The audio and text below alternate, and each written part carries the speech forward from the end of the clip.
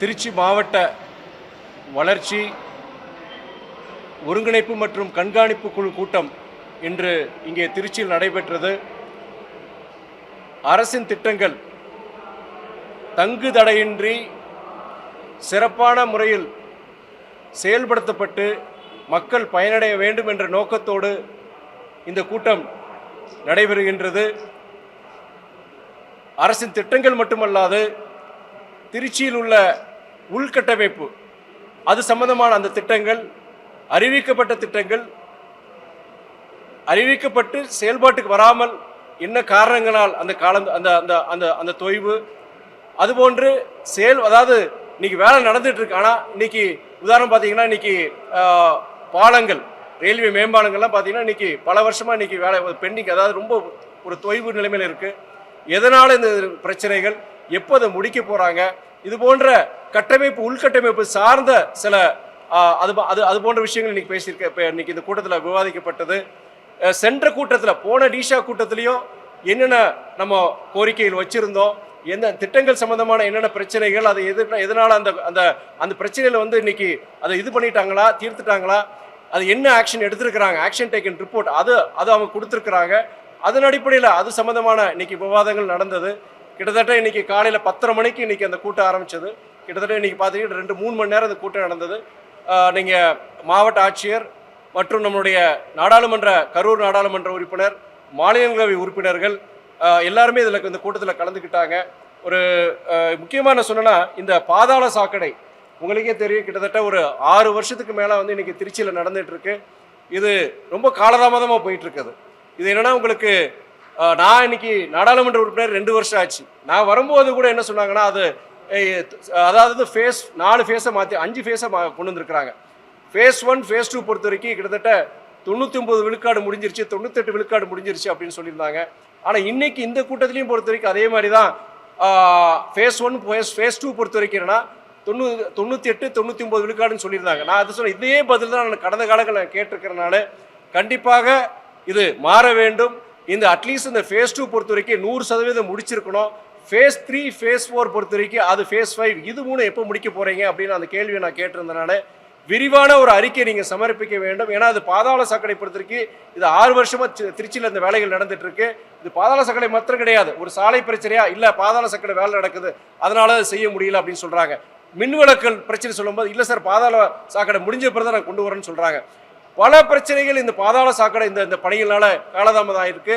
இது இனியும் காலதாமதம் இல்லாமல் இது ஒரு இந்த ஃபேஸ் 2, 3, 4, 5 பொறுத்த வரைக்கும் எப்போ அதை முடிக்க போகிறோங்கிறத அந்த விரிவான அறிக்கையை நீங்கள் சமர்ப்பிக்க வேண்டும்னு சொல்லிட்டு புதிதாக இங்கே வந்த மாவட்ட ஆட்சித்தலைவர்கிட்ட நான் அந்த வேண்டுகோள் விடுத்திருந்தேன். நான் அது மட்டும் இல்லாமல் நம்ம முக்கியமாக நம்ம திருவெரும்பூர் ரயில் நிலையத்திற்கு பொறுத்த வரைக்கும் உங்களுக்கே தெரியும், நம்மளுடைய முயற்சியால் இன்னைக்கு தாம்பரம் திருச்சி சிறப்பு ரயில் பொறுத்த வரைக்கும் அதை நிரந்தர ரயில் சேவையை நம்ம கொண்டு வந்திருக்கிறோம். அது மட்டும் இல்லாமல் திருவெரும்பூர் ரயில் நிலையத்திலேயே அதை நிற்கிறோன்னு சொல்லிட்டு ஒரு கோரிக்கை வச்சு அது இன்னைக்கு நிறைவேற்றப்பட்டிருக்கு.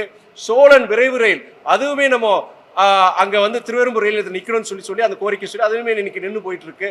திருவெரும்பூர் ஒரு ரயில் நிலையம் பொறுத்த வரைக்கும் உங்க பல்வேறு கல்வி நிறுவனங்கள், நிறைய தொழிற்சாலைகள் இருக்கு.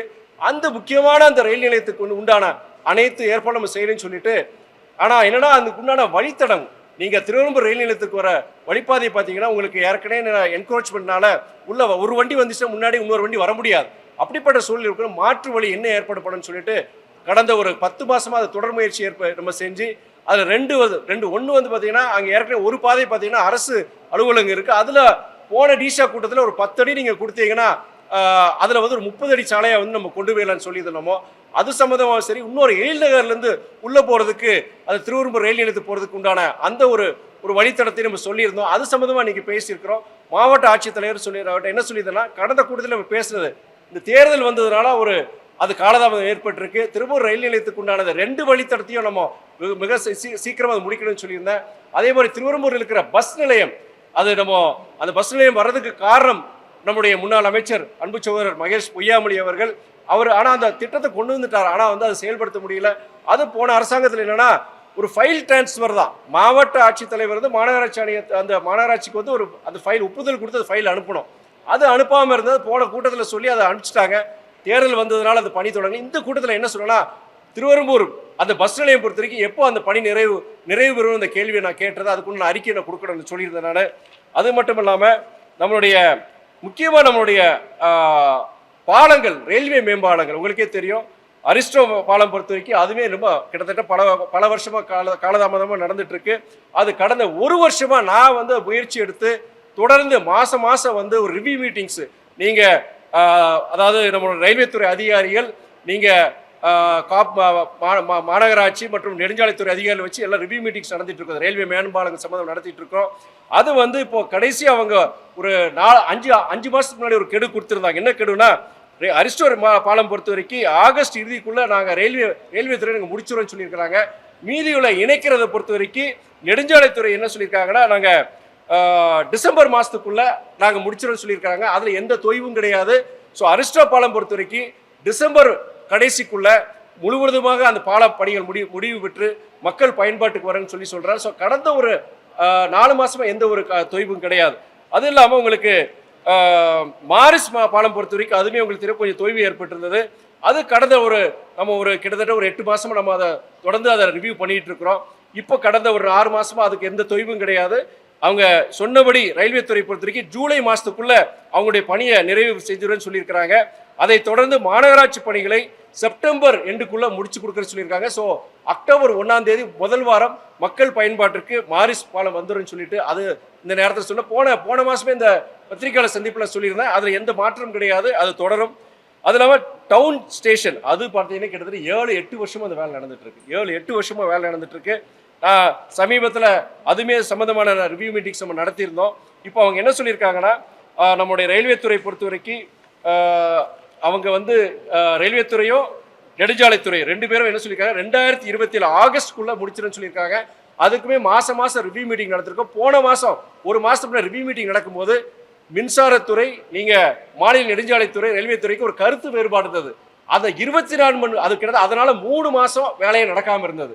இது போன்ற இன்டர் டிபார்ட்மெண்டல் அவங்களுக்குள்ள ஒரு கோஆபரேஷன் இல்லை, அவங்களுக்குள்ள சில இது இல்லாதனால தான் இந்த காலதாமதம். எல்லா பாலங்களுக்கும் நான் சொல்கிறேன். நான் இது நான் கடந்த ஒரு வருஷமா நம்ம தொடர்ந்து இதை ஃபாலோ பண்ணிட்டு இருந்தால அந்த 24 மணி நேரத்துக்குள்ள அந்த பிரச்சனையை என்னுடைய அலுவலகத்துக்கு எல்லாரும் 3 டிபார்ட்மெண்ட், நம்முடைய ரயில்வே துறை, மின்சாரத்துறை, மாநில நெடுஞ்சாலை 3 பேரை வர சொல்லி அடுத்த நாள் அன்னைக்கு ஒரு கிட்டத்தட்ட 1 மணி நேரம் மீட்டிங்ல அதெல்லாம் சார்ட் அவுட் பண்ணி இன்னைக்கு டவுன் ஸ்டேஷன் அந்த இதையும் நடந்துட்டு இருக்கு. அடுத்த வருஷம் ஆகஸ்ட்குள்ள பயன்பாட்டுக்கு வந்துடும் சொல்லியிருக்கிறாங்க. அதுவுமே இந்த கூட்டத்தில் நம்ம விவாதிச்சோமோ. அதுக்கப்புறம் என்னன்னா, இன்னொன்று என்னன்னா, ரிங் ரோடு உங்களுக்கு முழு வட்டச்சாலை அது வந்து எங்கன்னா உங்களுக்கு கிட்டத்தட்ட 2011 அறிவிச்சாங்க. ஆனால் இன்னைக்கு எத்தனை வருஷம், 15 வருஷம் ஆயிடுச்சு, இன்னும் செயல்பாட்டுக்கு வரல. நம்ம துவாக்குடிலேருந்து பஞ்சப்பூர் வரைக்கும் அது ஒன்று தான் செஞ்சுருக்கிறாங்க. 25 விழுக்காடு கூட கிடையாது.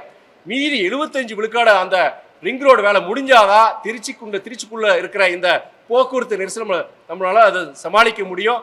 இது கிட்டத்தட்ட 15 வருஷம் இந்த டிலே இருக்கு. குறிப்பாக அதையும் இந்த கூட்டத்தில் நான் வலியுறுத்தி சொன்னேன். உதாரணம் பார்த்தீங்கன்னா, காவிரி அந்த பாலத்துக்கு மேலே இன்னைக்கு வேலை நடந்து மெயின்டெனன்ஸ் ஒர்க் நடந்துட்டு இருக்கு. ஆனால் இன்னைக்கு திருச்சி மாத்திரம் கிடையாது, சென்னையிலேருந்து தெற்க போகிற அத்தனை பாகங்களுக்கு பொறுத்த வரைக்கும் இன்னைக்கு ஒரு போக்குவரத்து நெரிசல் கிட்டத்தட்ட 1/2 மணி நேரம், சில நேரம் 1 மணி நேரம், ஒரு விபத்து நடந்து 2 மணி நேரம் இன்னைக்கு பிளாக் ஆயிருது. இந்த ரிங் ரோடு பொறுத்த வரைக்கும் முழுமையாக செயல்பாட்டு கொண்டு வந்திருந்தானா இத்தனை வருஷத்தில் இன்னைக்கு இந்த பிரச்சனையே வந்திருக்கிறதோ டைவர்ஷன் நம்ம ஏற்படுத்தி பண்ணி கொடுத்துருக்கலாம். அதை நான் சுட்டி காமிச்சேன். நான் மாவட்ட ஆட்சித்தலைவர் சுட்டி காமிச்சேன். அதே மாதிரி என்னன்னா, இந்த அதாவது தலைமை தபால் நிலையம் புத்தூர் 4 ரோடு, சிந்தாமணி கரூர் சாலை, காவிரி நகர் மற்றும் திருச்சி நீதிமன்றம் சோமரசம்பேட்டை வரை உயர்கொண்டாய் கரை வழிச்சாலையாக முன்மொழியப்பட்ட உயர்மட்ட மேம்பால திட்டங்கள், 3 மேம்பால திட்டங்களை முன்னாடி சொல்லியிருந்தாங்க. ஆனால் இது வரைக்கும் அது எதுவுமே இதுக்கு வரல. அதை பற்றி நான் பேசியிருந்தேன். குறிப்பாக தற்போது பழுதடைந்த நிலையில் உள்ள குடமுருட்டி பாலம் அமைந்துள்ள பகுதியும் சிந்தாமணி கரூர் சாலை காவிரி நகர் திட்டத்தில் இடம்பெற்றுள்ளதால் இத்திட்டத்தை முன்னுரிமை அடிப்படையில் செயல்படுத்தி திருச்சி நகரின் போக்குவரத்து நெரிசலை குறைத்து பொதுமக்களின் பாதுகாப்பை உறுதி செய்ய தமிழ்நாடு அரசை நடவடிக்கை என்றும் நான் வலியுறுத்தி சொல்லியிருந்தேன். திருச்சி அதே மாதிரி திருச்சி கரூர் ரோடு உங்களுக்கே தெரியும், உங்களுக்கு நிறைய விபத்துகள் நடந்துட்டு இருக்கு. அது பொறுத்த வரைக்கும் அவங்க பசுமை சாலை ஒன்று ப்ராஜெக்ட் சாங்ஷன் ஆயிடுச்சு, டிபிஆர் செய்து சொன்னாங்க. நான் சொன்னீங்க, நீங்கள் பசுமை சாலை கொண்டு வந்து டெண்டர் விட்டு நீ வரதுக்கு செயல்படுத்துறதுக்கு குறைஞ்சபட்சம் 7 to 10 வருஷம் ஆக்கிடுவீங்க. ஆனால் டெய்லி விபத்து நடந்துட்டு இருக்கு. ரொம்ப ஒரு ஆபத்தான ஒரு சாலையாக இருக்கனால ஏற்கனவே நீங்கள் கையகப்படுத்திருக்கீங்க, நிலங்களை கையகப்படுத்திருக்கீங்க. எங்கெங்கெல்லாம் நிலங்களை கையகப்படுத்திருக்கீங்களோ அங்கனாச்சும் நீங்கள் சாலைகளை விரிவுபடுத்தி அந்த திருச்சி கரூர் ரூட்டில் முடிஞ்ச வரைக்கும் நான் ஏற்கனவே போன மாதம் நான் பேசியிருந்தேன், திட்ட இயக்குனர் பிடி கிட்ட சொல்லியிருந்தனால இந்த கூட்டத்திலே வலியுறுத்தி சொல்லிட்டு எனக்கு 2 வாரங்களில் எனக்கு ஒரு ரிப்போர்ட் கொடுக்கணும். எங்கெல்லாம் நீங்க விரிவுபடுத்த அங்கே பண்ணுங்க. பசுமைச்சாலை சரி, அது வரட்டும். ஆனா வரதுக்கு 7 வருஷம் 10 வருஷம் ஆகும். ஆனா அது வரைக்கும் நம்மளால முடிஞ்ச வரைக்கும் விபத்துகளை தவிர்க்கிறதுக்காண்டி இப்ப இருக்கிற சாலையிலேயே விரிவுபடுத்துறதுக்குண்டான முயற்சியில் எடுக்கணும். அதுக்குள்ள ரிப்போர்ட் நான் கேட்டிருக்கிறேன். அதே மாதிரி உங்களுக்கு திருச்சி புதுக்கோட்டை வழியாக வந்து நீங்க காரைக்குடி நினைக்கிறேன், அது 4 வழிச்சாலை, அதுவுமே கிட்டத்தட்ட அது ப்ராஜெக்ட் சாங்ஷன் ஆயிடுச்சு. கிட்டத்தட்ட நான் கடந்த 6 மாசத்துல 2 ரிவ்யூ மீட்டிங் அங்க புதுக்கோட்டையில் நம்ம நடத்துறோமோ அதையும் விரைவுபடுத்தணும்னு சொல்லியிருக்கிறனால இந்த மீட்டிங்ல நம்ம பேசியிருந்தது நம்ம இது போன்ற முக்கியமான விஷயங்கள், பல விஷயங்கள் பொறுத்த வரைக்கும் தொகுதி சார்ந்த திட்டங்களாக இருக்கட்டும், இது போன்ற உள்கட்டமைப்பு சார்ந்த விஷயங்களாக இருக்கட்டும், இதை விவாதிச்சிருக்கிறோம். மிகவும் பிரயோஜனமாக இருந்தது. இன்னொரு முக்கியமான விஷயம் இந்த நேரத்தில் என்ன சொல்லணும்னா, இந்த மைன்ஸ் ஃபண்டுன்னு ஒன்று இருக்குங்க. 36 கோடி போன வருஷம் அவங்க வந்து இதுக்காண்டி ஒதுக்கி இருக்கிறாங்க. இப்போ மைன்ஸ் ஃபண்டு 36 crores. அதில் வந்து என்னன்னா, நான் ஒரு நாடாளுமன்ற உறுப்பினராக எனக்கு நான் பரிந்துரைத்த எதுவுமே அவங்க செய்யலை. அது கடைசியில் வந்து நான் அந்த தேர்தலுக்கு முன்னாடி ஒரு நாள் அந்த தொகுதியில் வந்து நான் அங்கே இன்ஸ்பெக்ஷன் அங்கங்கே மக்கள் கோரிக்கையில் வச்சு அங்கங்கே நான் பகுதியில் போயிருக்கும் போது திடீர்னு வந்து உங்ககிட்ட வந்துட்டு என்ன சொன்னாங்கன்னா, சார் அந்த மைன்ஸ் ஃபண்டு சம்மந்தமாக உங்ககிட்ட ஒரு கையெழுத்து வாங்கணும்னு சொன்னாங்க. நான் சொன்னேன், இது சம்மந்தமாக நான் என் கோரிக்கையில் இது கேட்கறது கிடையாது, சம்மந்தமாக நீங்கள் கூட்டக்கணக்கு நடக்கும் போது என்னை கூப்பிட்றதும் கிடையாது. அப்படி இருக்கும்போது நான் எதுக்கு கையெழுத்து போட சொல்லிட்டு நான் கையெழுத்து போட மறுத்துட்டேன். நான் இப்போ நான் இந்த கூட்டத்தில் நான் சொன்னேன், நான் இப்போ இருக்கிற மாவட்ட ஆட்சித்தலைவர் என்ன சொன்னேன், இந்த புதிய அரசாங்கம் வெளிப்படைத்தன்மையோட எந்த லஞ்ச லாவண்யம் இல்லாத ஒரு அரசாங்கத்தை இந்த அரசாங்கம் நடத்துறாங்க. அதன் அடிப்படையில் இந்த மைன்ஸ் ஃபண்டு பொறுத்த வரைக்கும் வெளிப்படைத்தன்மையோட இதை நடத்துறோம். நீங்க மக்கள் பிரதிநிதிகள் நாங்கள் ஏதாவது கோரிக்கை கொடுக்குறோமோ அதை செயல்படுத்த முடியல, எந்த காரணத்தினால அதை செயல்படுத்த முடியும்னு சொல்லுங்க, எங்கிட்ட கலந்து யோசிக்கணும்னு சொல்லிட்டு அதே நான் ஒரு முக்கியமான கோரிக்கை நான் வச்சிருந்தேன். நான் இந்த நேரத்தில் அதை நான் இன்னைக்கு தெளிவுபடுத்த விரும்புகிறேன்.